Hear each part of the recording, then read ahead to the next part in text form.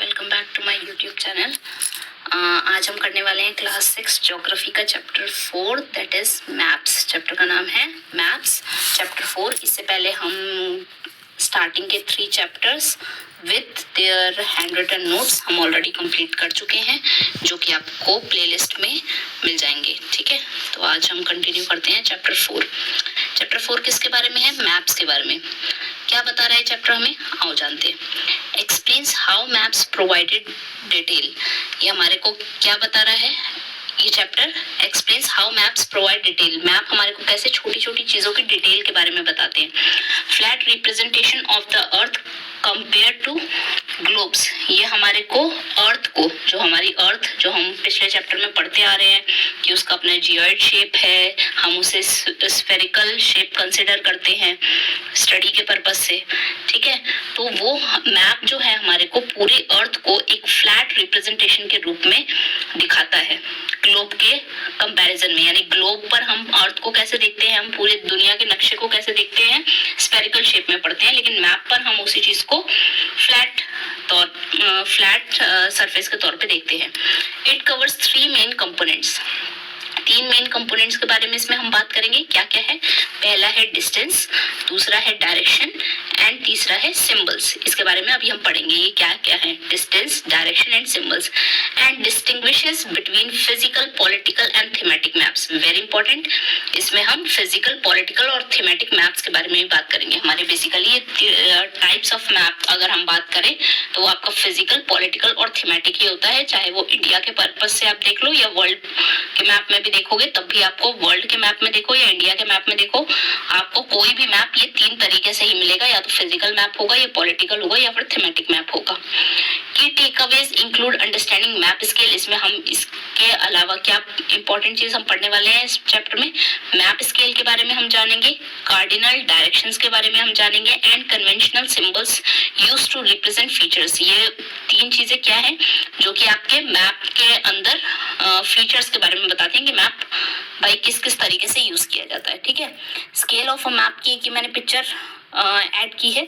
Scale of a map क्या है कि हम मैप पर किसी भी उसको डिस्टेंस को ना हम कैसे मेजर करते हैं। यानी सपोज अब कोई जगह है जिसके बारे में हम दिखा रहे हैं कि वो 400 किलोमीटर्स में फैली हुई है, तो 400 किलोमीटर्स तो हम 400 किलोमीटर्स को मैप पर कैसे दिखाएंगे? तो सपोज हमने 1 यूनिट लिया, तो हमने 1 यूनिट को कंसीडर कर दिया कि हम 1 यूनिट को मतलब हम 1 सेंटीमीटर को सपोज हम 20 यूनिट्स या 40 यूनिट्स मान रहे हैं।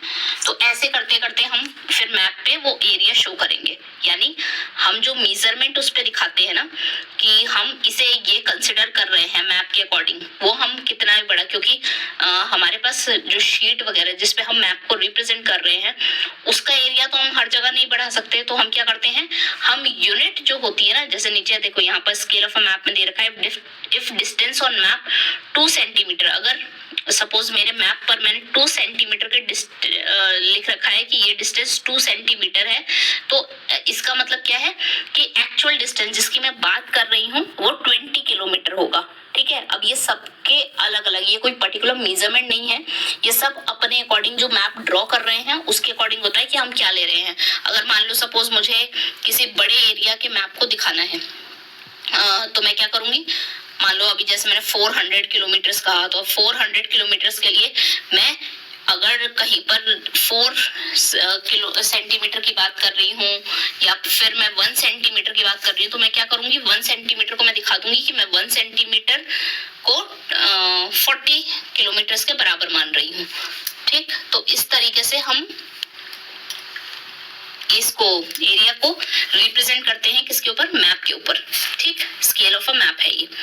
उसके बाद हमने फिर पढ़ा क्या आपका कार्डिनल डायरेक्शंस और कन्वेंशनल सिंबल्स। उससे पहले हमने ऊपर आपका देखा ये direction, distance, direction of symbols. ठीक है, तो यहाँ नीचे देखो अभी एक यहाँ पर चीज आ गई, आपका जो कन्वेंशनल सिंबल्स आपने पढ़ा वो तो आपको यहाँ पर शो कर रहा है। कन्वेंशनल सिंबल्स या साइंस क्या होते हैं? वो चीजें जो इंटरनेशनली मानी जाती हैं। इंटरनेशनली मानने का मतलब क्या है? सपोज कन्वेंशनल सिंबल, अगर मैं मैप पर कहीं पर दिखा रही हूँ, यानी मैप के ऊपर मैं कहीं पर भी एक छोटा सा एरोप्लेन किसी जगह पर शो कर रही हूँ, दैट मीन्स वहां पर कोई पर्टिकुलर क्या है, एयरपोर्ट है। क्यों?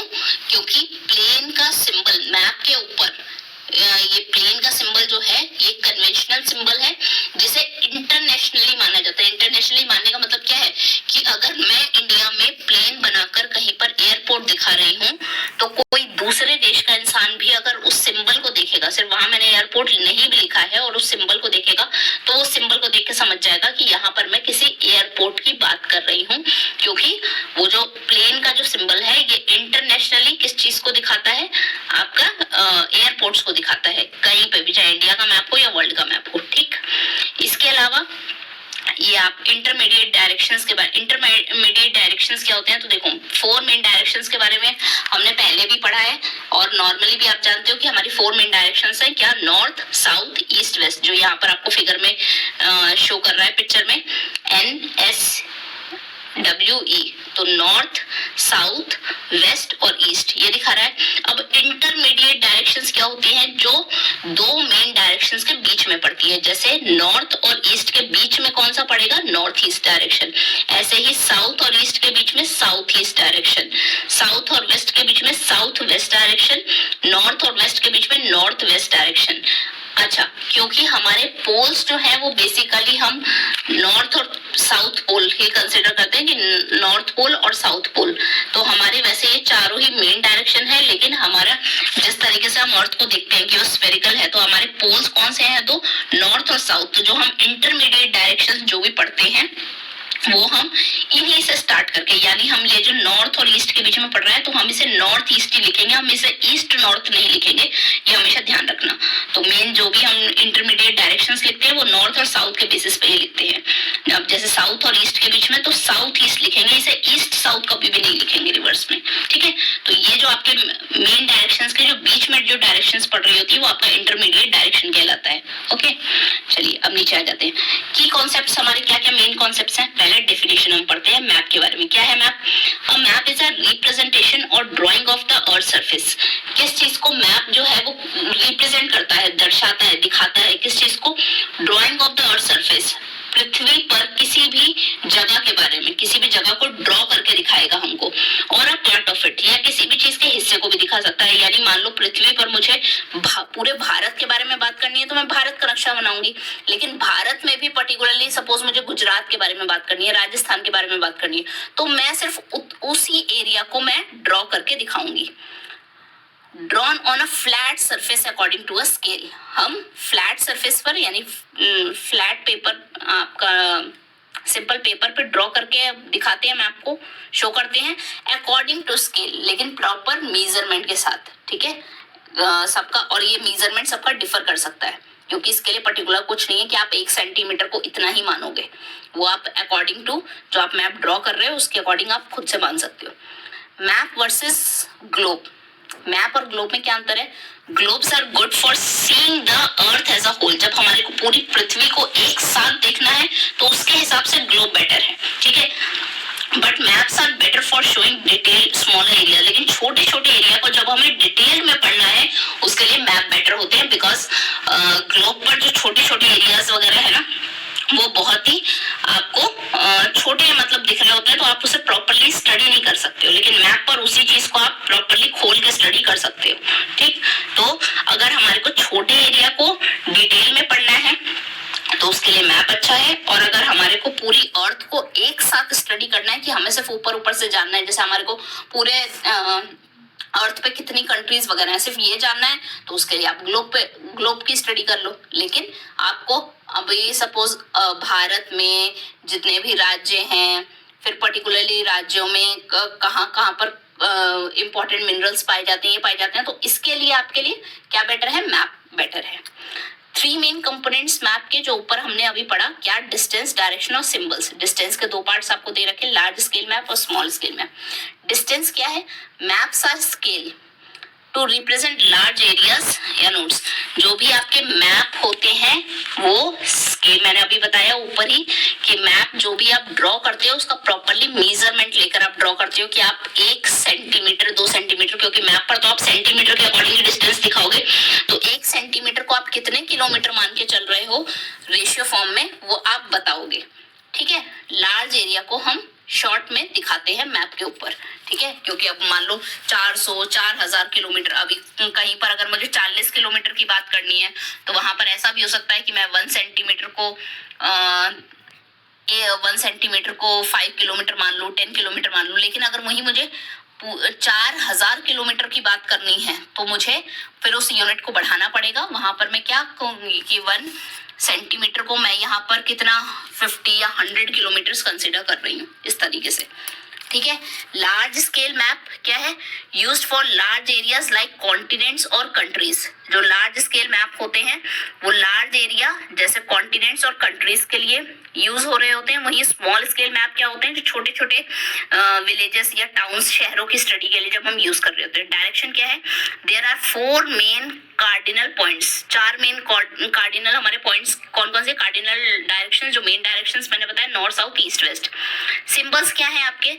Standardise sign used to represent buildings, roads, bridges, trees, railway lines, making maps easy to read. अभी मैंने बताया सिंबल जो अलग अलग तरीके के हम कन्वेंशनल, मैंने ऊपर बताया कन्वेंशनल सिंबल्स और साइंस का जो हम यूज करते हैं अलग अलग चीजों को दिखाने के लिए। किसके ऊपर? मैप के ऊपर, जैसे बिल्डिंग, रोड। और ये इंटरनेशनली एग्रीड होते हैं। ये इंटरनेशनली एग्रीड का मतलब ये कि एक सिंबल, कन्वेंशनल सिंबल्स या साइन का हम यूज करते हैं ना, उसका बेसिकली मतलब ये है कि जो भी हम साइन वगैरह यूज कर रहे हैं वो इंटरनेशनली एक्सेप्टेड होगा। जैसे अगर मैं रोड का साइन बनाकर, रोड के लिए पर्टिकुलरली कोई साइन है, ब्रिज के लिए कोई पर्टिकुलर साइन है, ट्री दिखाने के लिए कोई पर्टिकुलर साइन है, तो अगर मैं उस साइन का यूज करके कहीं पर भी मैप पर उस साइन को ड्रॉ कर रही हूँ तो उसे देखकर अगर मुझे ये बात समझ में आ रही है कि यहाँ पर रोड बना हुआ है, ब्रिज बना हुआ है, तो किसी दूसरे कंट्री के भी इंसान को देखकर वो सेम चीजें समझ में आएगी, क्योंकि ये साइन जो भी होते हैं ये इंटरनेशनली एक्सेप्टेड होते हैं, ये चेंज नहीं होते हैं। जैसे सपोज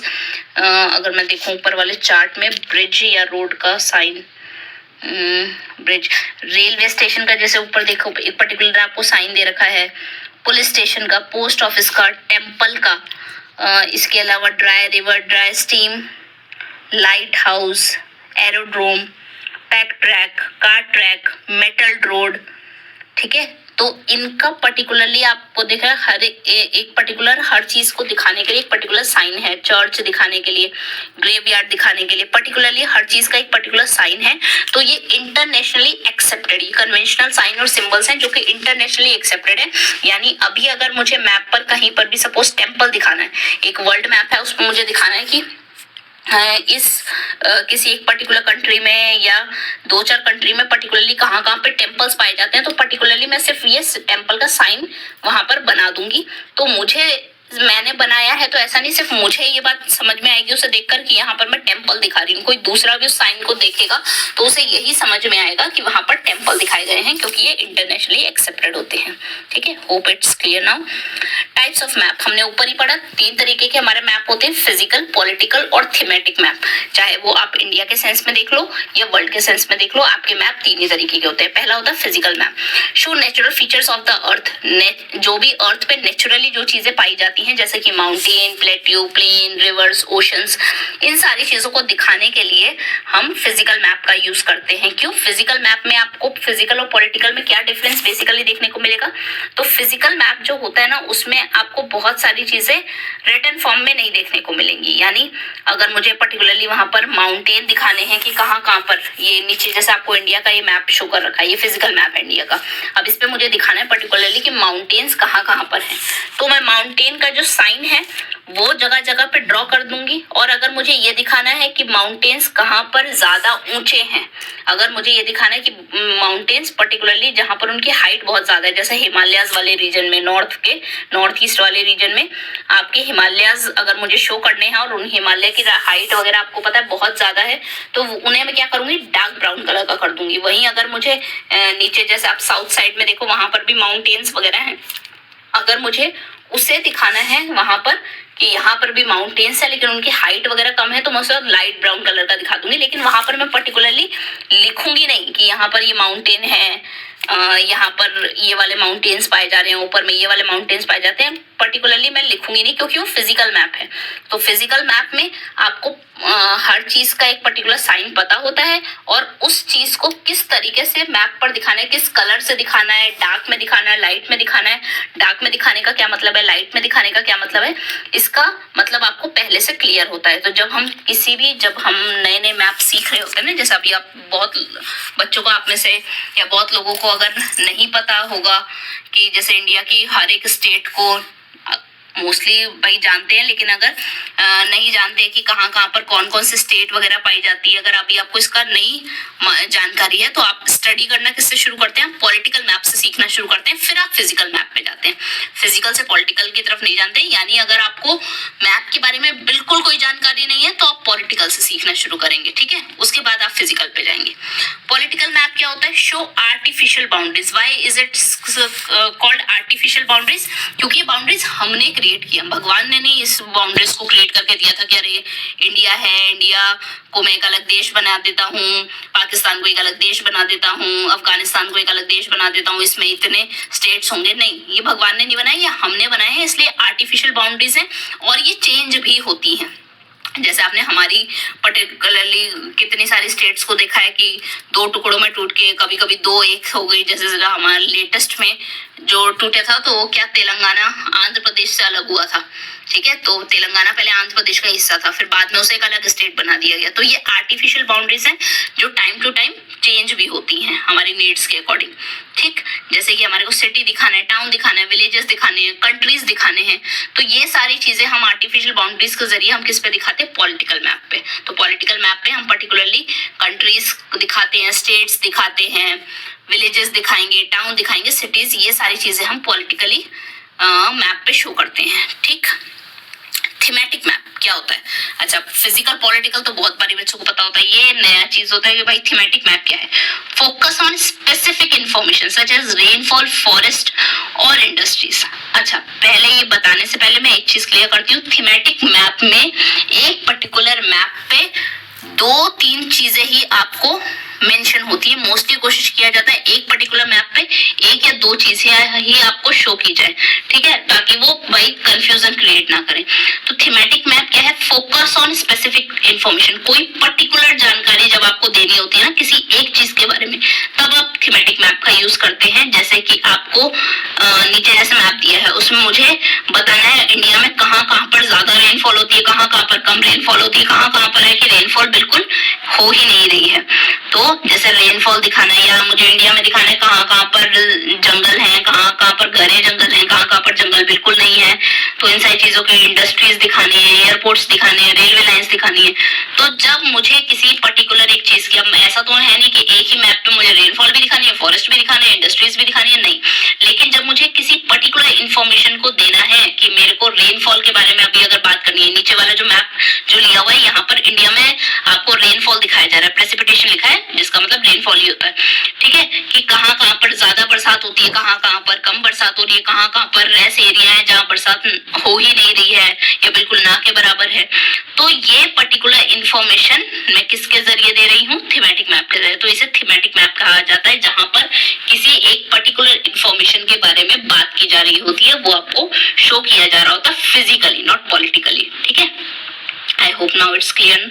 अगर क्लियर नहीं है तो आप मुझे कमेंट सेक्शन में पूछ सकते हैं। डेफिनेशंस की, डेफिनेशंस में आपको क्या क्या दिया है, स्केच। स्केच क्या होता है, a drawing primarily based on memory and spot observation, not to scale. देखो स्केच है नॉर्मली, तो स्केच आपको नॉर्मली आपने सुना होगा स्केचिंग वगैरह जो भी बच्चे करते हैं, या स्केचिंग वगैरह का किसी को शौक है, तो वहां आप चीजें किसी का स्केच बना रहे हो, आप किसी कार्टून का स्केच बना रहे हो, तो वहां पर आप पर्टिकुलरली स्केल, पर्टिकुलर मेजरमेंट के थ्रू नहीं बनाते हो कि अच्छा इसका हाथ मुझे बनाना है तो मैं 1 सेंटीमीटर में बनाऊंगा, 2 सेंटीमीटर में बनाऊंगा, ये करके। तो स्केच क्या है, एक रफ ड्राइंग है, बेसिकली रफ ड्राइंग है किसी भी चीज को दिखाने के लिए। अभी नीचे वाला एक पिक्चर में आपको देखो इंडिया का मैप, लेकिन यहाँ पर क्या इंडिया का मैप स्केल के जरिए क्या उसने बताया है कि यहाँ पर कितने डिस्टेंस को उसने कितने किलोमीटर माना है वगैरह, नहीं। यहाँ पर उसने नॉर्मली स्केचिंग की है, एक रफली ड्रॉ करके दिखाया इंडिया का मैप। ये थोड़ा टेढ़ा मेढ़ा भी हो सकता है, ठीक, क्योंकि ये रफ ड्रॉइंग है। वही प्लान क्या है, drawing large scale, drying of a small area, छोटे एरिया को दिखाना बड़े तौर पे। जैसे इंडिया, अगर आप वर्ल्ड मैप में इंडिया देखोगे तो आपको बहुत छोटू सा नजर आएगा, लेकिन पर्टिकुलरली अगर मुझे इंडिया की ही बात करनी है तो मैंने उसे प्लेन के थ्रू इस छोटे से एरिया को मैंने बड़ा करके दिखा दिया। अब अगर सपोज मुझे इंडिया में भी एक पर्टिकुलरली स्टेट की बात करनी है, कि मुझे उत्तर प्रदेश की बात करनी है, तो उत्तर प्रदेश के एक पूरे एरिया को, बाकी की मैं स्टेट्स हटा दूंगी, एक पर्टिकुलर उत्तर प्रदेश के ही एरिया को मैं इतना बड़ा ड्रॉ करके दिखा दूंगी। ये प्लान है, ठीक है। कन्वेंशनल सिंबल्स मैं ऊपर ऑलरेडी बता चुकी हूँ। Internationally agreed upon symbols used in map display, जो ऐसे सिंबल जो इंटरनेशनली एक्सेप्टेड होते हैं उन्हें हम कन्वेंशनल सिंबल्स या साइन कहते हैं। Hope now it's clear. इस चैप्टर के जितने भी आपके इंपॉर्टेंट चीजें जो भी इसमें इंक्लूड वगैरह थी वो ऑलरेडी मैं आपको समझा चुकी हूँ इसमें, ठीक है। कुछ भी इसमें छूटा नहीं है। फिर भी अगर आपको लगता है कि कोई पर्टिकुलर टॉपिक है जो इसमें हट गया है या फिर नहीं बताया है मैंने, तो वो आप मुझे मेंशन कर सकते हैं कमेंट सेक्शन में, ठीक है। तो मैं उसे एक्सप्लेन कर दूंगी। बट हाँ, मैंने इसे 2 बारी क्रॉस चेक करके जो भी इसमें इंपॉर्टेंट चीज़ें थी वो सारा चीज़ मैंने इसमें इंक्लूड की है। ये पूरा का पूरा जो जानकारी इसमें जो दी हुई है, जो लिखा हुआ है, उसे मैंने कहाँ से उठाया? एनसीईआरटी के सोर्स से उठाया। तो मैंने यहाँ कोई और सोर्स यूज नहीं किया है, मैंने एनसीईआरटी सोर्स यूज किया है।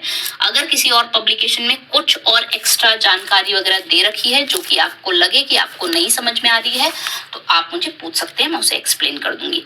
बाकी इसके अलावा कुछ एडिशनल पॉइंट्स हैं जो मैंने इसके हैंड रिटन नोट्स में एज यूजुअल ऐड किए हैं। जैसे कि मैंने पुराने भी जो इससे पहले जो 3 चैप्टर्स कराए हैं उसके भी जो हैंड रिटन नोट्स में मैंने एडिशनल इन्फॉर्मेशन वगैरह डाली हुई है, और उसका रीजन भी मैंने बताया था कि ये क्लास 6 की एनसीईआरटी जरूर है, लेकिन ये सिर्फ क्लास 6 के स्टूडेंट्स के लिए इम्पोर्टेंट नहीं है।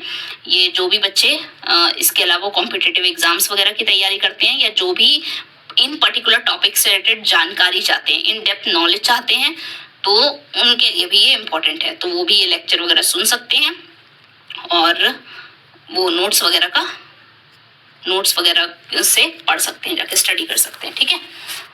तो that is it for today now. अगर इसमें कोई भी डाउट वगैरह हो, कोई भी इशू है, तो आप मुझे पूछ सकते हैं, ठीक है, कमेंट सेक्शन में। बाकी बताइएगा लेक्चर कैसा लगा। So please do like, share and comment. Okay, bye bye, take care.